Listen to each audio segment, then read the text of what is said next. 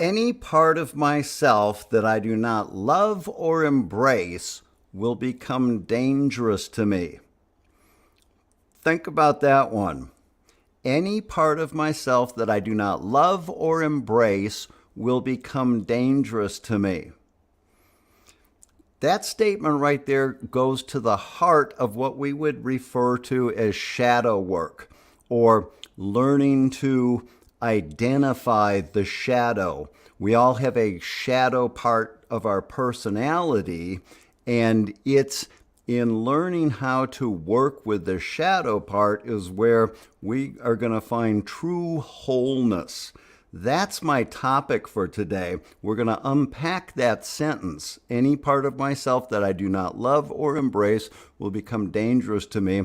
And hopefully by the end of this talk today, I'm going to give you some clarifying points on exactly where this shadow work fits in with the recovery process. I'll say this right off the bat. If you are in recovery, just starting a recovery process, you've already begun doing some shadow work. And so this talk here today is going to be a clarifying examination of exactly where this shadow fits in this recovery process, and hopefully give you some new perspectives, some pointers, some insights, some inspiration on how to further your own shadow work and use that to enrich your own journey to, I'm going to use words like wholeness, personal transformation, or enriching your recovery.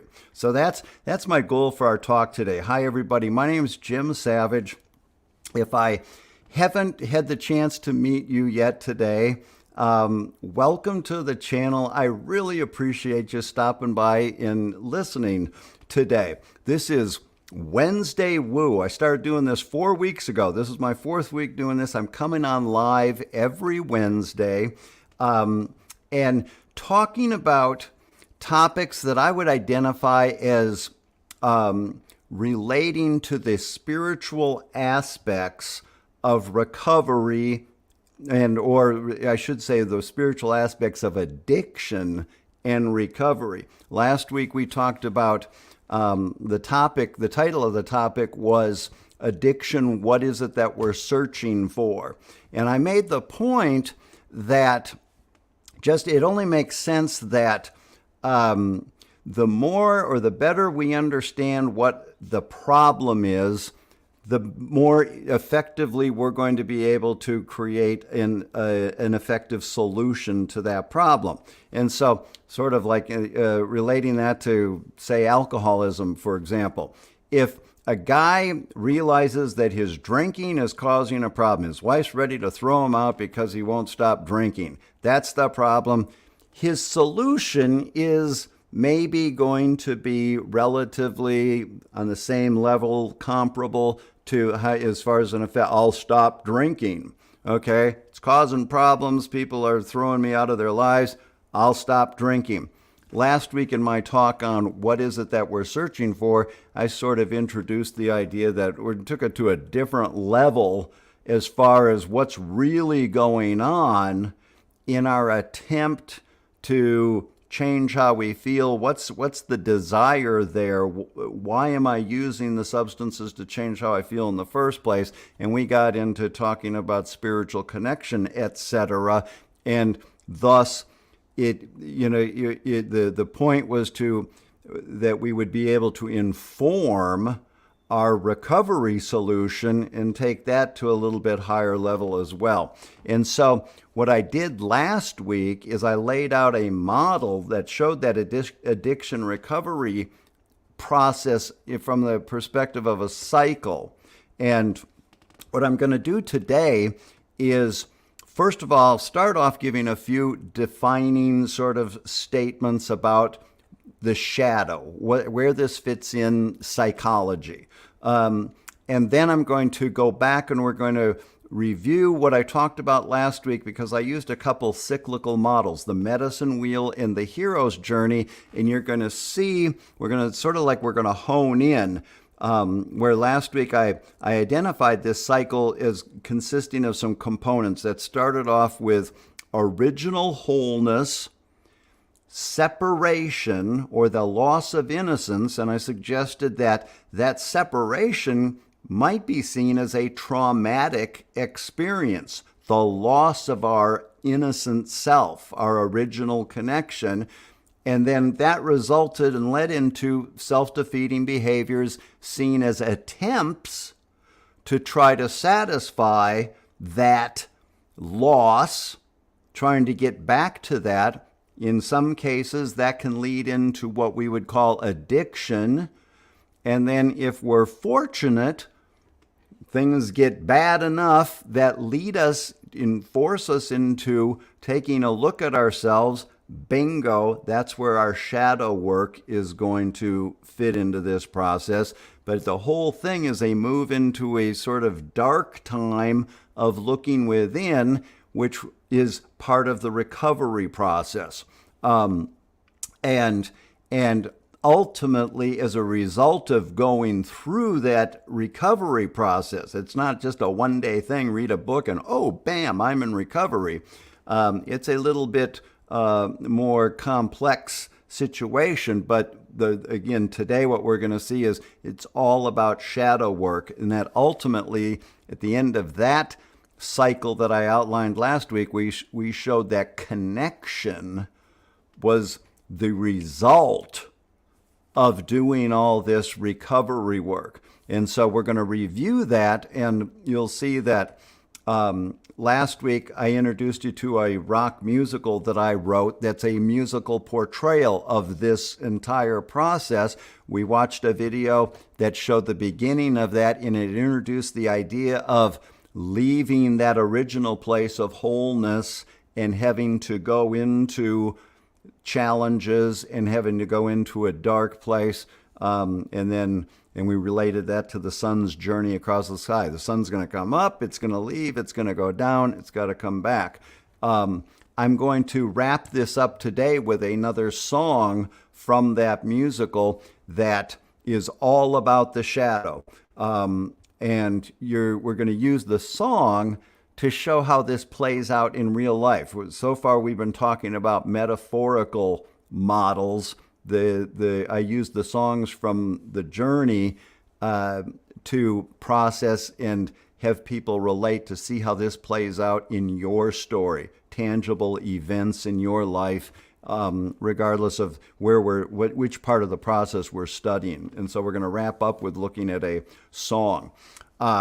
Okay, so to start off, we're going to go into this sentence here because I want to unpack this sentence.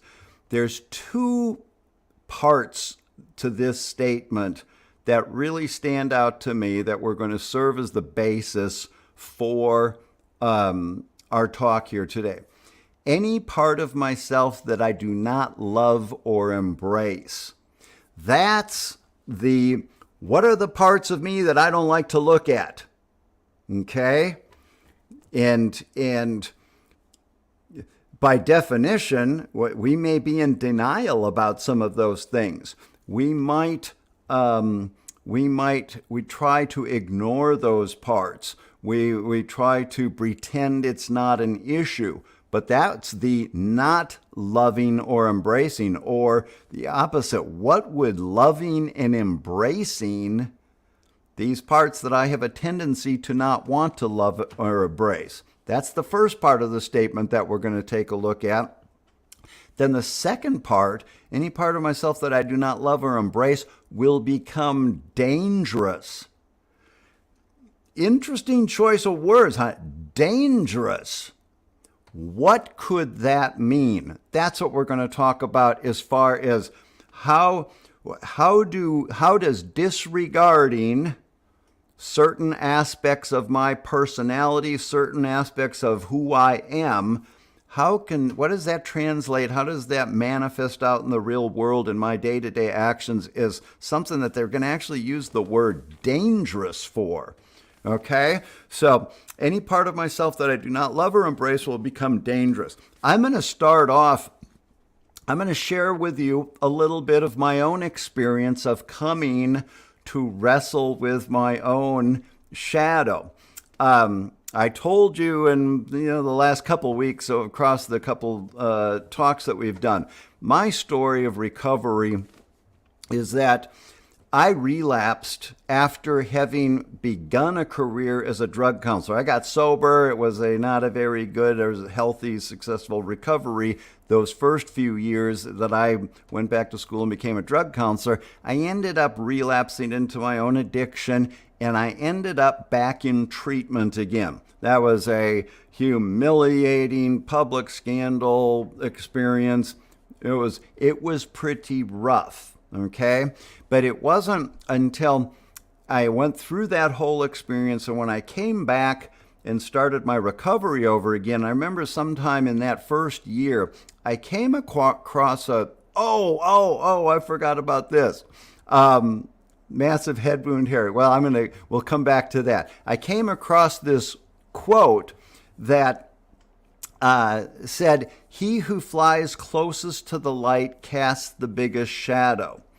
That's another shadow statement. And as I studied what that sentence means, in this case, the light is not necessarily a good thing like God or something. Rather, that flying close to the light, that's Icarus getting too close to the sun, or the way that I interpret it, that's being full of myself. I'm the end-all, be-all. I am the light. He who flies closest to the light casts the biggest shadow. And so I'll give you an example. I used to do this with kids in treatment to introduce the idea of the shadow. We'd go in a room, we'd turn the light off, we'd hold a flashlight up, and I'd have a kid walk towards the flashlight. And I would have them put their arms out like this, and I'd say, okay, or this could be me. When I ended up in treatment, I understood that I was so full of myself, so arrogant, grandiose, unhealthy. Oh, I was a sick pup.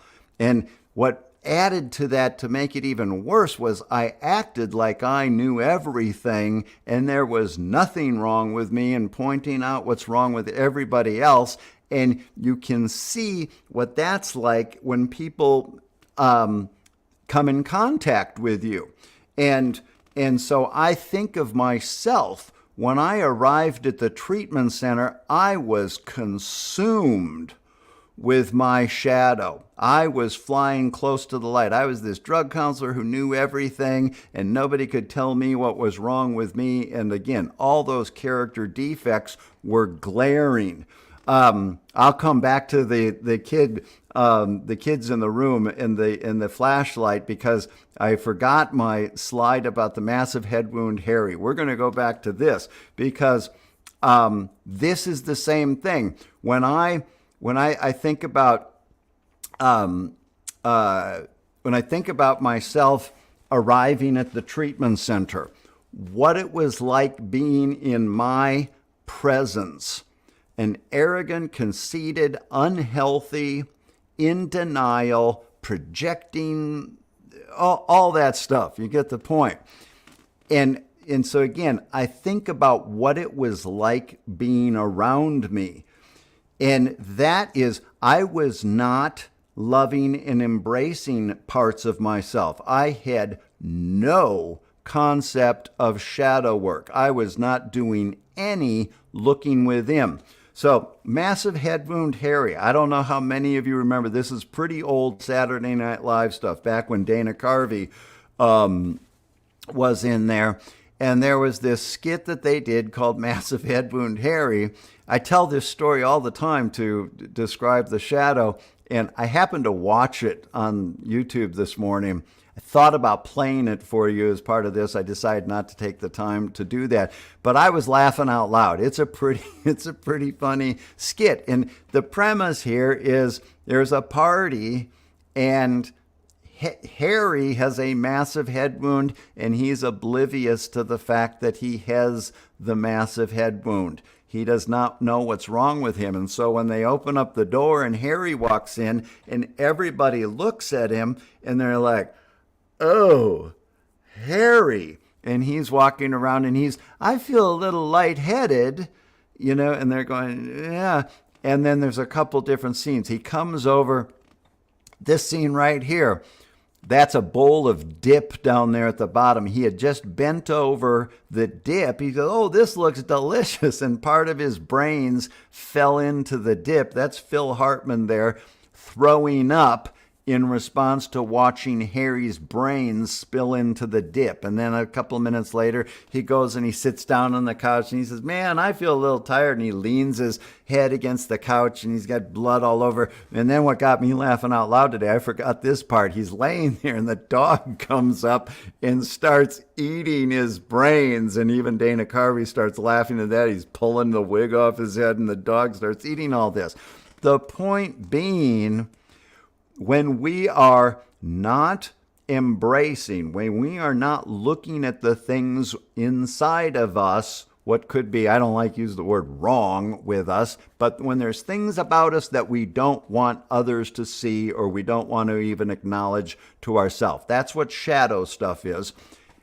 It comes out and has an effect on other people. So psychologically speaking, just to get down to definitions here, the shadow is like repressed material that we would not want others to know about us.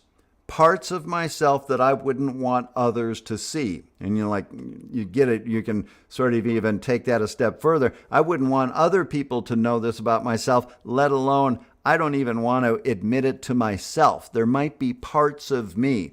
If I came from an alcoholic, broken home and I was embarrassed about that, I might not want other people to see that about me. And so we put that stuff, I think, in terms of a big bag that we carry over our shoulder, and the things that we wouldn't want other people to see about us, we throw back there. Here's the deal with the shadow. If we keep putting stuff in that bag and disregard it, it will eventually overflow and come out. And that comes out in, that unwanted burst of anger. All of a sudden, a really mean thing. Where'd that come from? Or as I was describing what I looked like when I arrived at treatment, I was overflowing with the various things about me that I didn't want to look at. My arrogance, my denial about being in my disease of addiction, all that kind of stuff. And I'll tell you that one time during treatment, my counselor took me to the nurse's station and he opened up the chart and he showed me a picture of me, the picture they took when I checked in. And it looked really good. I was wearing a button-down shirt and I was all looking good. That was part of what I was invested in. My relapse was a relapse that I was keeping secret. I was a drug counselor. People couldn't know that I was using, and I couldn't be out there acting like a wild party guy. It was all total secret, and I was totally invested in putting out this image that I was just fine. And sometimes I joke, I say, it didn't occur to me to get drunk on the plane. Once the cat was out of the bag, I'm going to treatment. I don't know why I didn't go ahead and get loaded on the plane, because I was invested in putting this image. Nothing wrong here. And my counselor took me and he showed me that picture. And I think that he had some sort of disgust in his tone when he said, this is you when you checked in. See, nothing wrong with me. He was doing that to point out this mask that I carried again. And I think he was probably really turned off by me when he gave me my graduation chip. When you graduate from treatment, they have the little ceremony and people say nice things about you. All the counselor did is he walked up to me, he handed me the chip, and he said, it was nice co-facilitating group with you for the first 2 weeks. That was a reference to the tough time I had, making this shift into addressing my own shadow stuff. And, a challenge for me was I was a drug counselor in treatment. I knew how to run the treatment group, and that was not pleasant for him. That was him vomiting, watching me, how I was carrying myself. Again, consumed by my shadow. So that'll take us back to our he who flies closest to the light casts the biggest shadow. If we go in a room and I have you walk towards a flashlight in a dark room, and I'll tell you to put your arms up like this, and I'll see you start away from me and you start walking, and I would, when I'm doing this with kids in treatment, I would say, okay, there's Jim, I'll refer to myself, there's Jim acting like nothing's wrong with him. And my shadow is out, and you can see it on the wall behind me, and it's a little bigger than me, right? And as I come closer, the shadow gets bigger. And so there's Jim relapsing, lying about the fact that he's relapsed, hiding his use. Ooh, the shadow's getting bigger. There's Jim trying to explain to the drug dealers that it's okay for him to use because he's working on his codependency, and that's the underlying issues. And I was so full of BS. What was I like being around me during that time? And I was coming closer to the light, closer to the light. I was telling everybody in town what was wrong with them, as I was the star drug counselor working in a school district. Oh, that's a couple steps closer. My shadow getting bigger and bigger. And the reason I keep having my arms up like this is because if you have your arms up, those arms come up, start going over the ceiling, and when you get close to the light, a very demonstrable, powerful experience of seeing what it's like to be consumed by your shadow. And that's where I was when I arrived at treatment. But then, if we turn around and start moving away from the light, okay, there's Jim getting humbled by a counselor who knew enough. He was doing a good job being a counselor, knew I needed to get humbled. Oh, Jim is cocky and full of himself. And if I was willing to address that, Jim had to recognize, he said to me, that counselor, he said, I don't think you ever have been in recovery. Ouch, I thought you just rearranged your pattern of using to once every 6 months or once every 2 years, sort of what it had been the numerous years before that I called myself being in recovery. That stung, but if I was walking away from that light, the shadow's getting smaller, and I'm thinking, okay, I've got to own that. And then, I had to start looking at how am I grandiose? Oh my God. And I remember a friend, my first year of recovery, she confronted me on being grandiose and gross to be around. That was after I was sober. But we don't get better right away. But though being willing to hang in there and look at that stuff, that's the shadow work. And if I continue to get closer, further away from the wall, further away from the light and closer to the wall, you start seeing your shadow get smaller. And then we'd get into sort of a neat little thing where you get right up next to the wall. And when I was doing this with somebody else, I'd get right up next to the wall, almost touch the wall. Just get as close as you can without touching it. Your shadow ends up becoming an exact likeness of you. Think about that, and I would tell kids, I said, try to get away from your shadow. Move your hand real fast. Guess what? You go like that, your shadow goes right with you. You cannot escape your shadow, and so that brings us to the point that nothing exists without the shadow. The shadow is part of life. We all have a shadow.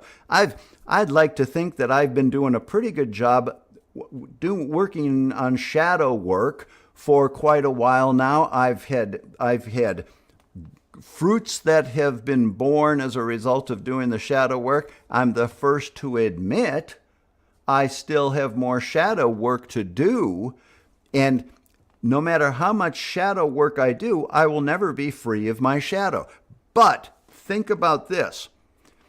When we're ignoring the shadow, it's like we're walking around carrying dead weight. There's a part of my body over here. It's a part of me. There are things that I don't want you to know about me. And that's okay. There's things that, it might be okay for you to know about them. I don't think I want you to know that about me, but that might be okay too if you did notice. But there's some things that are private. But taking responsibility for addressing, and that's that embracing and loving. And in a lot of instances, that might be, going into therapy and doing our work. Years of therapy, maybe addressing, unpacking, what are the things about me that make me tick? And we may have to have some gut-wrenching sessions, of, I've got to admit this about myself. There's some stuff in my past that I'm trying to keep back there in the shadow, as opposed to I might have to embrace it, to love that. But you know what? I'm wounded. I'm not perfect. And, full transparency, honestly, I'm not perfect. That's not the full transparency. That's not a news flash. But I sometimes struggle with having to embrace the fact that I'm not perfect. And sometimes I feel lousy about maybe a certain area of my life where I come up short. But if I don't embrace that and love myself and give myself permission to be, imperfect, if I don't do that, then think about how that might translate to the people that I come around. I'm ignoring something. I've got some defenses in place. And again, like Massive Head Wound Harry, it might come across in my energy around other people. You know what I'm talking about. You can sense when somebody's defended or they've got an energy about them that just, there's something there. That can be, indications of shadow stuff. And so, again, the important thing to recognize is nothing exists without its shadow. We all have a shadow, and rather than, if I'm ignoring it, think about it. I'm disabled. I am not experiencing the totality of my life, or watch this word I'm getting ready to use. I am not experiencing my wholeness. If I'm ignoring part of myself, I'm not embracing my whole self. Rather than, again, when we get up to the wall and we're dancing around with that shadow,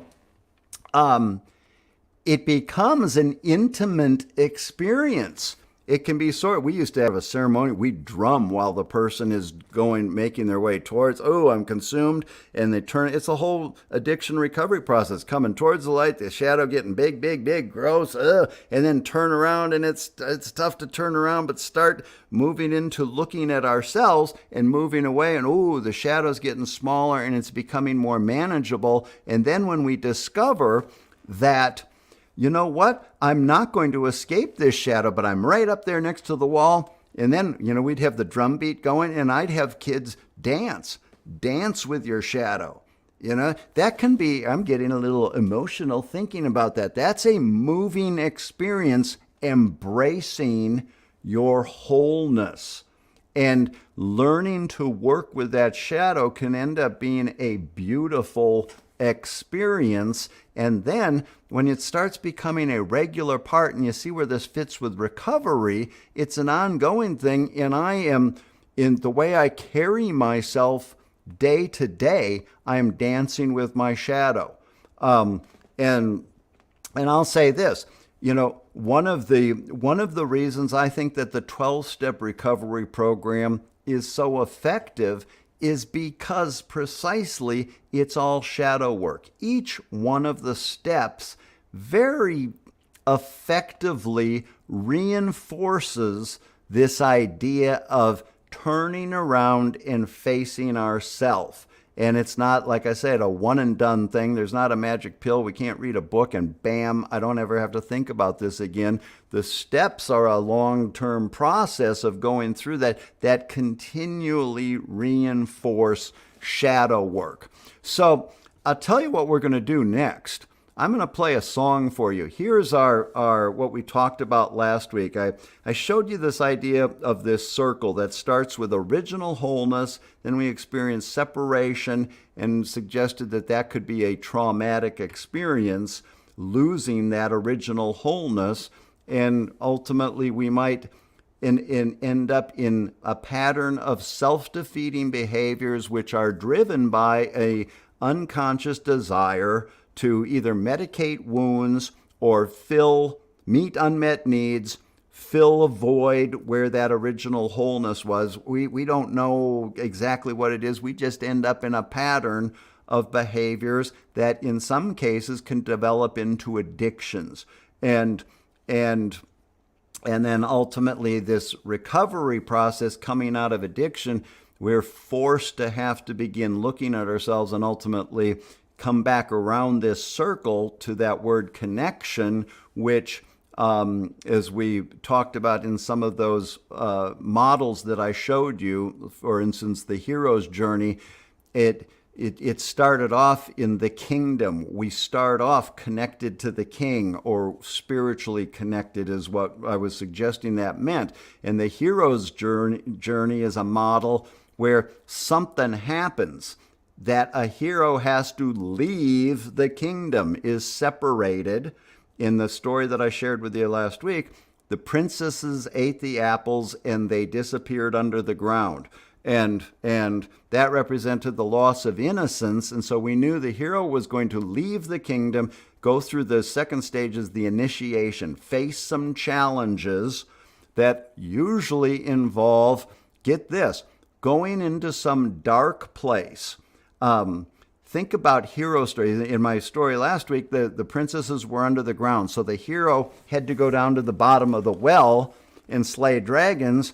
That's going into the darkness inside ourself. His time at the bottom of the well was the move into the darkness. Think about all hero stories. They go into the belly of the whale. They go off into the woods. Think about Yoda in Star Wars. Luke had to go into the swamp, the mysterious dark swamp.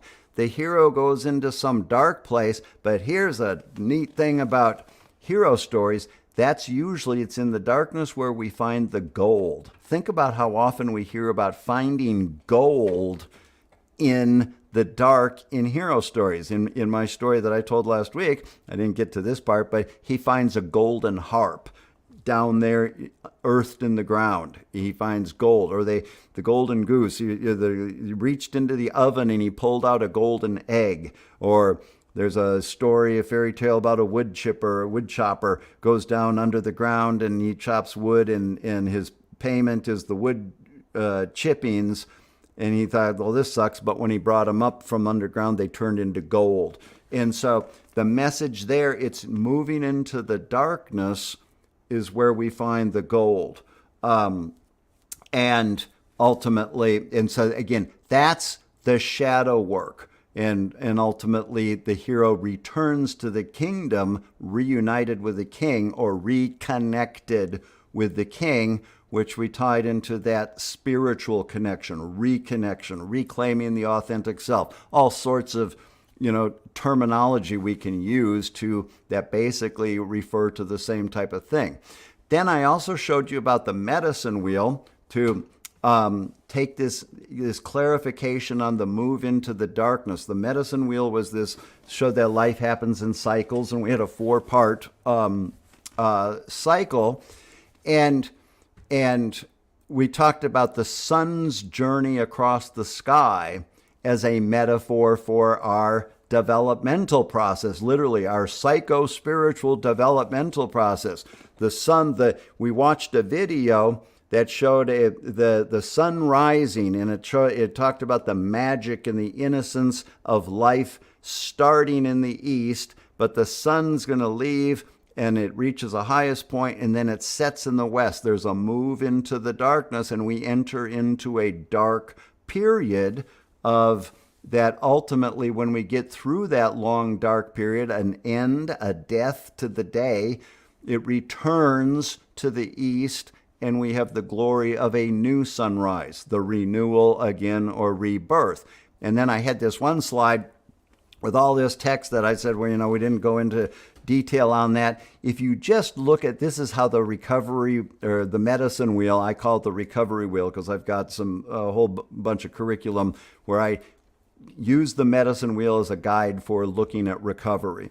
And I relate the 12 steps to it. But if you just look at those yellow arrows there, you see they start off on the path, and as they move around into the south, that's us, entering teenage years, our adult years, getting off the path. And that's that addiction, self-defeating behaviors, imperfections, get us off the path, cause us to lose our sense of self, our identity. And eventually, if we are fortunate enough to have the grace to become willing to turn around and do the shadow work, start looking at ourselves, that begins the process of recovery, which takes us, as you see where it says recovery there, and it heads back into the north, and the north is the death place. That's the winter time, that's the nighttime, going through that long, dark period ultimately will bring us back to the east, and we'll experience, like I said, the glory of the new sunrise. And I showed you the medicine wheel to show you that I wrote this rock musical that initially it was my story of addiction and recovery, but I was studying all those models, and I thought, well, they all show that we have the same story, and so my story should be able to reflect the medicine wheel process or the hero's journey process, and it should also be able to show that we all have the same story in a sense, okay? And so what we did is we watched the video from the opening scene. And again, I keep referring to last week. You can also go online, and I actually took this talk and I broke it up into short segments. It's on YouTube, and you'll see short 5-10 minute videos for each of the different topics that we went through. And so I invite you to go back and find that. We watched where it says beginnings there. That was the video, the opening scene. It's not actually a song. It's a narration thing that introduces the idea of the sun going across the sky. And knowing that we're going to be leaving this place of connection, this awesome place where life starts off, but then if we get through it, we're going to come back to this place. And so what we're going to do now is Little Girls and Boys, you'll see on the slide there, that's the first song. I'm not going to play that one. We're going to skip ahead to the next one. But the Little Girls and Boys, just to tell you what goes on in the play, the stage production of this musical, that's a really happy, soft, warm and fuzzy song that describes the magical innocence of childhood. It's about as warm and fuzzy as you can get. And during the play, you're seeing some parents tucking some kids in at night, and it's literally the proverbial 2 cats in the yard, white picket fence, the archetypal image of what childhood should be. Oh, that's a bad word to say, should. But the image that we have of that with all needs met. But then the next song this is what we're going to watch right now. You're going to see a drastic shift. And lots of times when I play the Little Girls and Boys song for people, treatment clients, people either have warm, fuzzy feelings when that song comes up and they go, they remember being tucked in by their own parents, or they get angry and they get upset and they're like, I don't know whose childhood that is, but it sure wasn't mine. Bottom line is it's a provocative, evocative, powerful song, but real lullaby. And then some of those people say, that wasn't mine, because the next song is drastically different. And I use this to introduce the concept of the cycle. The shadow. So we're going to take a listen to this song right now. I'm not going to play it live because you're going to hear there's a lot of good guitar playing in this, and I don't do it justice sitting here playing my acoustic guitar. But I want you to think about, actually, I think this is from my curriculum, The first part you're going to hear is an instrumental little segue that's coming from this happy lullaby song. All of a sudden, it is dark. And it says, we are shifting. We're going from the realm of the light, what we'd like everybody to see, that happy childhood thing, to maybe the reality of what things were like. And so the first part, you're going to hear just the instrumental part. That's the shift into the dark. But it's introducing then as the song starts, you're going to hear that this is a song about a person looking back at their life and recognizing some things that weren't perfect about the childhood.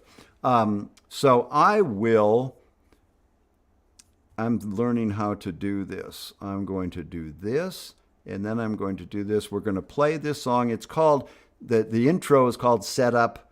The song is actually called Tale of December.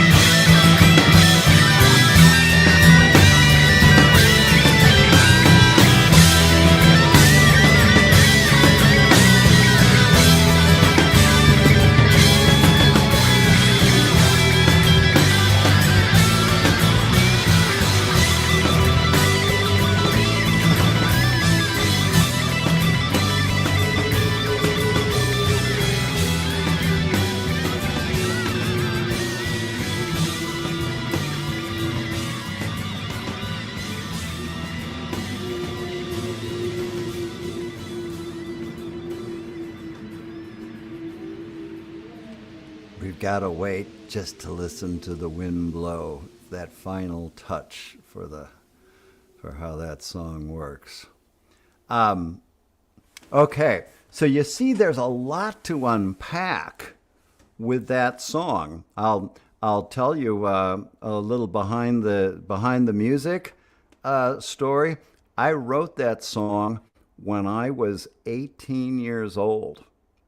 And I had no idea that however many years, I can't do the math off the top of my head here, how many years later I'd be sitting here using that song in this context to talk about the shadow. Because one thing I'll say, in this Jungian storytelling story, we talked last week, when we make up stories where it's a collection of symbols to express our understanding and experience of the world around us. When I wrote that song, I had no intention of it being an autobiographical song. I was not writing it about myself. Oh, or was I?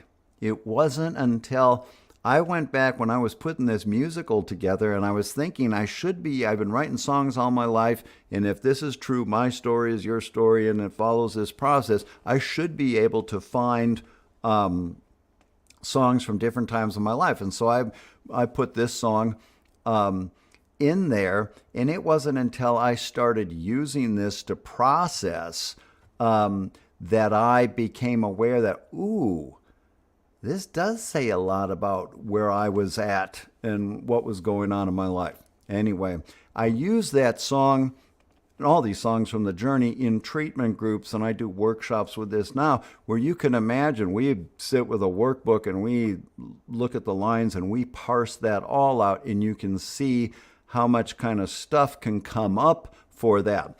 My awareness that I had as I was listening to that in our context here, where this fits in this talk, it made me realize that so far when I was giving examples of being consumed with the shadow, my own shadow work, I was talking about current stuff in terms of being overtaken, my character defects. I was being arrogant, I was grandiose, I was in my disease, I was in denial about my disease. I would sort of characterize those as current things.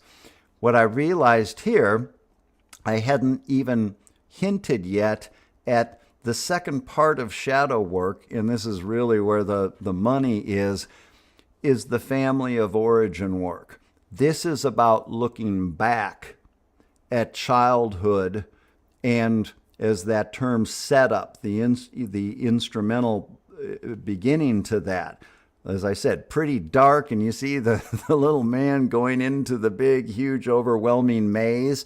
That's the image of going into life, and we're going to go through these experiences that are going to, as we talked about last week, ultimately influence our attitudes, our behaviors, decisions that we end up making later in life.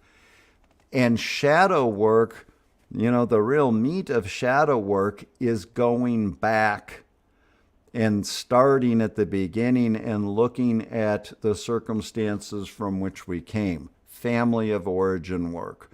And, if I pull the slides back up here, I think Tale of December, this is from my curriculum, some of the bullet points that song brings up. Childhood wounds, dysfunctional family, denial, loss of self, father loss. There's one line in there. It says, "My father died when I was young.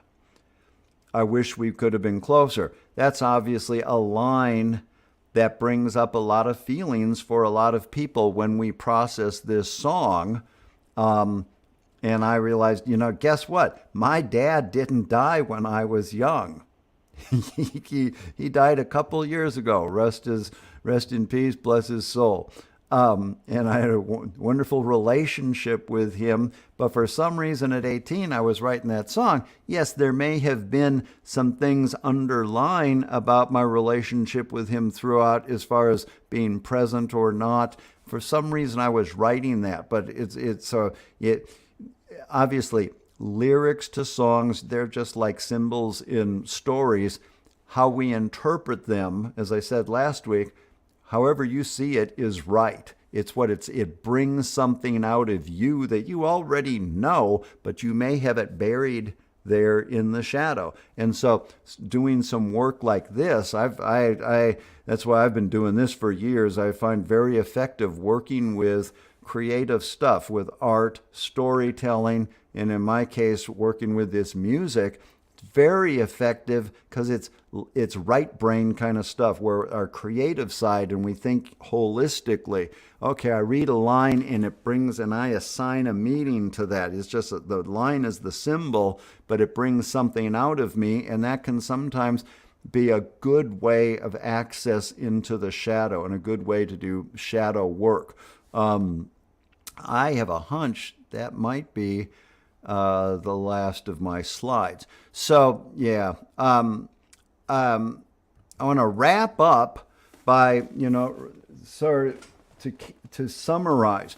The shadow is a part of our personality. We all have a shadow side to us.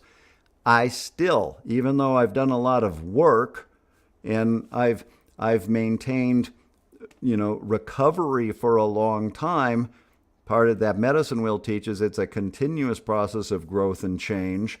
To me, my recovery is staying focused on the shadow and loving, embracing that part. That's what makes me whole.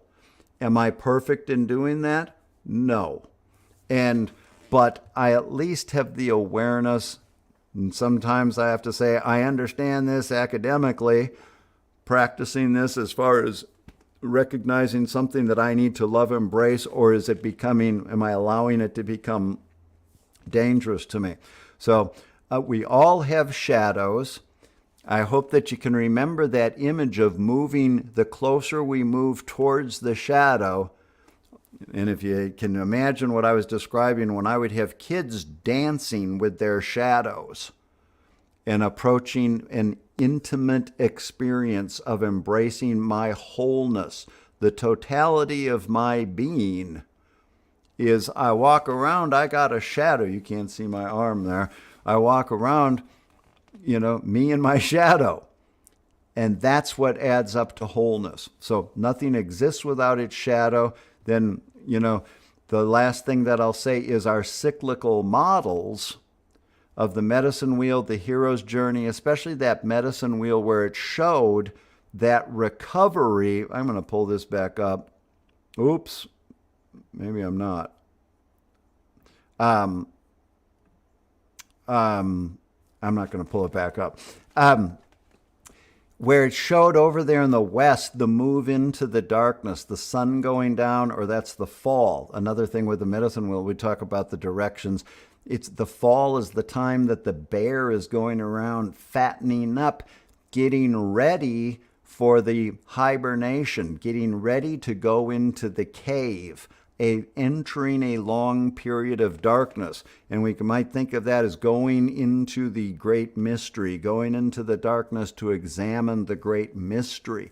To me, that's what this recovery period is. Starting steps 1, I got to look at myself, examine my relationship with the mood-altering substances or behaviors, just get honest with myself. Steps 2 and 3, I got to recognize, do I think I'm the end-all, be-all, or is there some things that I have to learn? Am I willing to follow some guidance, become teachable?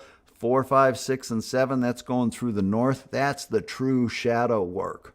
That's going in the ultimate, plumbing the depths. That's going into the cave and looking, what all do I have in there that I need to pull out?